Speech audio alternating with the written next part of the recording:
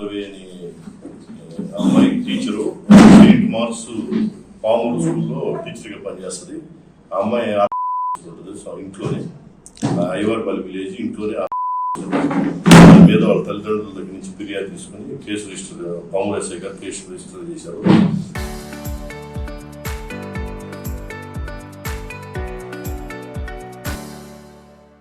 దాంట్లో విచారణలో వెలుగు చూసిన నిజాలు ఏంటంటే షేక్ నాగూర్ బాషా అనే ఇతను ఇక్కడ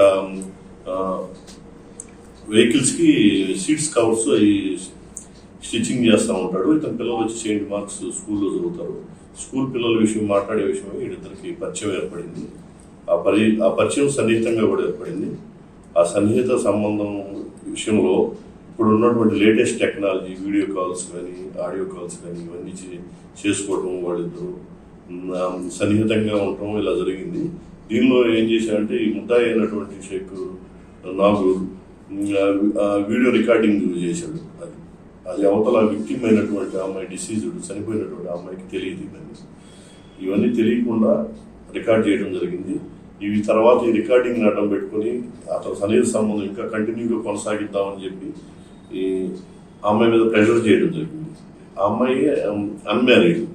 ఇది ఎన్నో రోజులు కొనసాగించడానికి ఇష్టం లేక అతన్ని రెసిస్ట్ చేస్తే ఇది కొంచెం పబ్లిక్ అయింది అన్నమాట. పబ్లిక్ అయిన క్రమంలో ఆ అమ్మాయి మనస్తాపం చెంది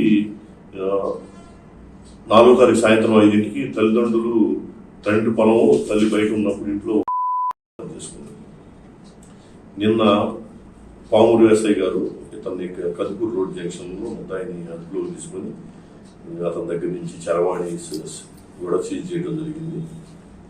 అతన్ని ఇప్పుడు కోర్టులో ప్రొడ్యూస్ చేస్తాము.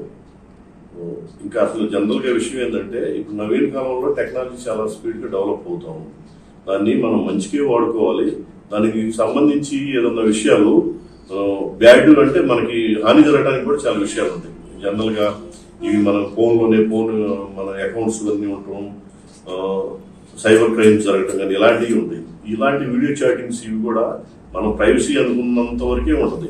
Once video to video call అయినప్పుడు చాలా రికార్డింగ్ సిస్టమ్స్ ఉన్నాయి. స్క్రీన్ రికార్డింగ్ కానీ ఏదైనా యాప్లో ఉంటే యాప్ రికార్డింగ్ కానీ ఇలాంటివి చాలా ఉంటాయి. అవన్నీ గమనించాలి. ఇవన్నీ గమనించకుండా ఇవన్నీ పబ్లిక్ అవుట్ అయిపోయి మనం ఎవరు తెలియకుండా చేస్తుంది అనుకునేది అంతా రికార్డ్ అవుతుంది.